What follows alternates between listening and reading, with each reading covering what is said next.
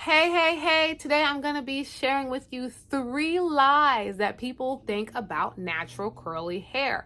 But before I get into that, please be sure to check us out. We are WeUNIK Cosmetics. We have natural and organic handmade hair products that work for all textures in the household. Grow your hair from the root, make it healthy, make it long, make it shiny, make it all the things that you want in a couple of products. And you can try our sample size bottle for as little as $5. So there's no reason why you shouldn't, no reason why you can't give it a try, give it a go and see what happens.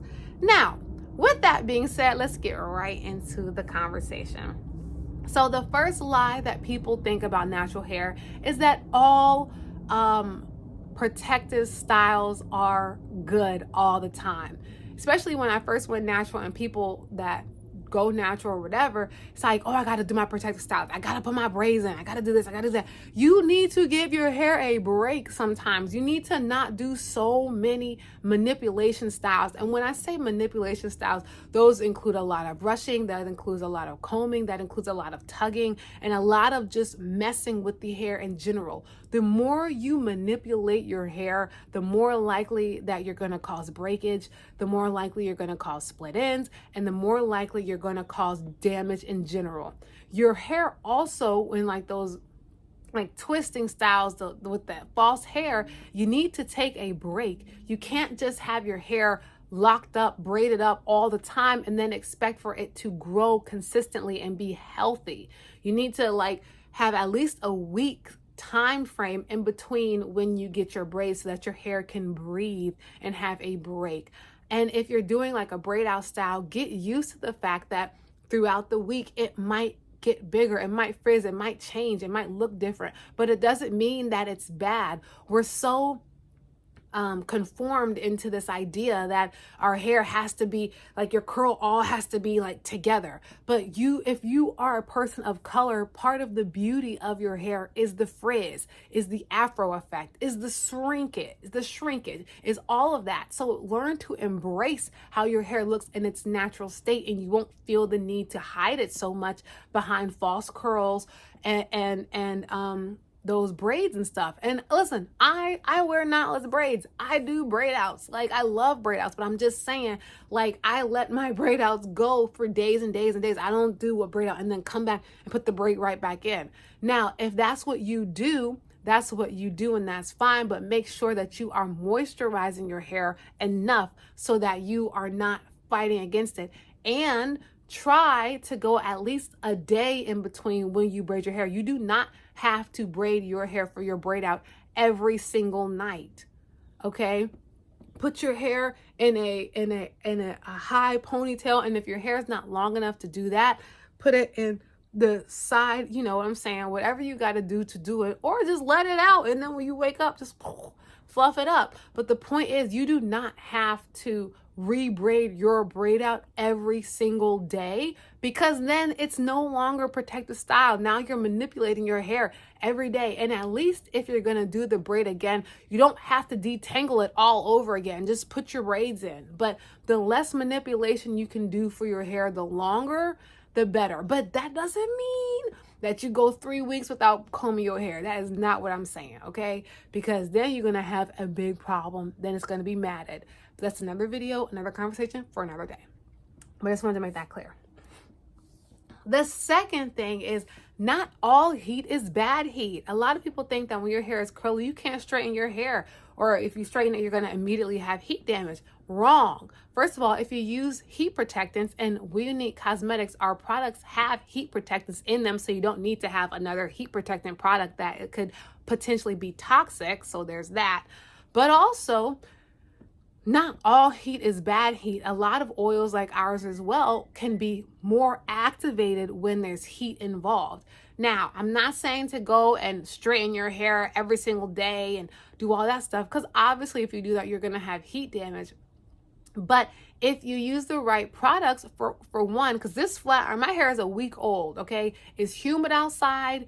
It's been raining, and my hair still looks, and first of all, like, if you ever knew me, especially when I was cheering, they used to call me Lion, because when my hair when I was cheering, and especially like moving around, sweating, and it's hot outside and it's humid, my hair would expand and it looked like I had a lion mane. It was what it was, you know, and I used to be subconscious about it, but like at the end of the day, that's what it was. And I couldn't control that until my mom created WeUNIK Cosmetics. And now it's humid. My hair is a week old and it still looks like I might have just done it a couple days ago. So also, it's the type of products that you use will determine how long you can go with your style. Also, in terms of heat, not all heat is bad heat, because you can use the deep conditioner. You can sit under a dryer and that requires heat.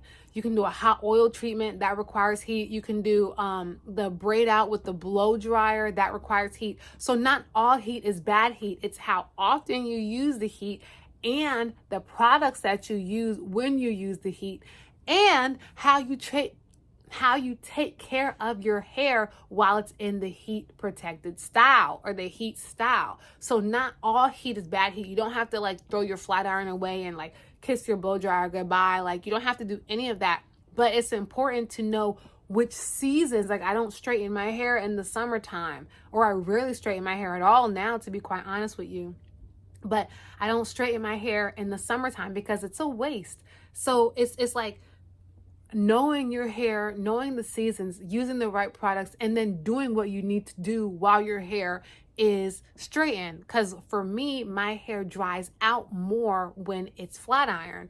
So I use our oil, I use the pomade, and literally that's it. I use the only product that I use that my mom doesn't make is this conditioner by Silicone Mix. That's it. Everything else, I either use the oil or I use the pomade, and that's it.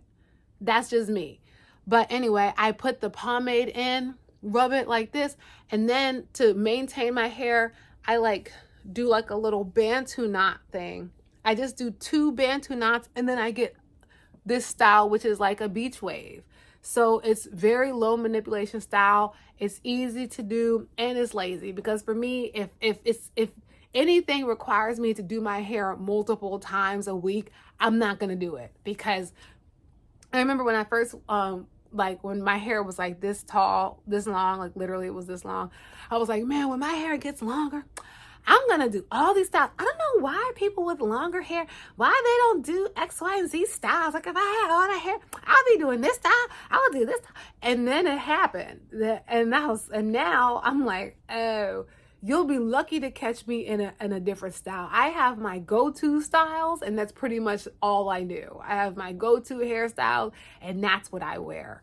So I think that that's also makes a difference, and my hair is growing like rapid fire because I know what works and I stick to that. I'm not out here like trying 1,000 different hairstyles. And like, if you're into that, you're into that, but I know what works. And my ultimate goal is to get my hair like down to like my real lower part of my back, almost by, you know, almost by the shelf. And so, you know, I'm just looking to have my hair grow. And so I don't really experiment with styles. And it's partially because, you know, if it takes too much effort, I'm not going to do it. And I think that's also why my hair is growing. Anyway, comment below if you've experienced that too, or like what stage are you at? Are you at the point where you're like, oh my gosh, I'm gonna try all these different styles? Or are you at the point where you're like, I see why now people with long hair wear their hair in the same style all the time? Because one, it helps with growth, and two, like, you really just don't want to. It already takes enough time to put your hair in the styles that you know. So to add more styles to those styles, it's like, oh, H to there is no. There's no way. There's no way. All right, so the last tip is that people think you should put conditioner on every single part of your hair. Now, or they say don't put conditioner on your scalp. So here's the thing. With DIY hair conditioning, like deep conditioning, I do put that stuff on my scalp. Like when I do a butter treatment, I put a lot of butter on my scalp. Or when I'm using like a honey treatment, I put it on my scalp. When I'm doing like a mayonnaise, I put that stuff on my scalp. Now, if I'm using a conditioner like that I got from the store, I will not put that on my scalp. I'll put it on my edges, and I'll focus it on the ends of my hair and like work it up the shaft and up to the top, but I will not actively direct that conditioner onto my scalp. So in one hand, I do put conditioner on my scalp, which includes, like I said, the DIY conditioners and like the homemade conditioners and things like that. But stuff that I get from the store, like if I'm using a store-bought conditioner, I will not put that on my scalp. I will use that on my ends, or like, like this part, like the other part of my hair, but I will not use that conditioner on my scalp because it can clog the pores on your scalp.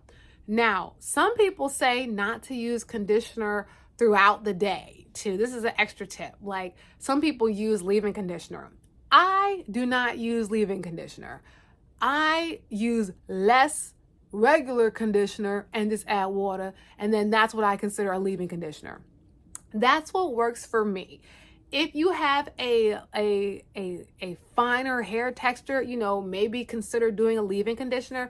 But I noticed personally, as a former natural hair junkie, that a lot of companies will just try to oversell you a whole bunch of products that you really don't need, and they'll just give you a watered down, really watered down version of their conditioner and then say, oh, it's leave-in conditioner. And then it doesn't even work. It's like, you might as well have not even used this thing because it's not doing anything. And this time when I did my hair, like I said, I didn't even use the conditioner. I just used the oil and the pomade because I knew I was flat ironing my hair. If I do a natural style, then I will use the conditioner, but I'll use it as a leave-in. Other people say not to do that, but other people don't know my hair, and I've been doing this for years and it works for me. Like I said before, I realized that a lot of companies just want you to keep buying stuff, and the stuff doesn't even freaking work. So for me, I make my own leave-in conditioner, and I just use a little bit of conditioner and I use water, and it works beautiful for me. It helps my hair grow. I haven't seen no issues with it. So, that's just me. So let me know what you think in the comments. Stay tuned. Those were 3 lies about natural hair that I've discovered from my own personal journey. If you guys have any other lies, please comment them below. Let me know, because then I can make a part 2 and we can really get into this, because a lot of people, like I said, they just want you to buy. And you have no idea. Like, they're just tricking you, or they might have gotten paid to do something. Who knows? Anyway, be sure to like this video, comment, share, and subscribe. And if you haven't already, please do yourself a favor, girl or guy, or whoever you are, because this is a safe space for all people, regardless. But do yourself a favor and check out our products, WeUNIKcosmetics.com. You can get, it's in the link in the bio, and you can try our pomade and our oil for as little as $5.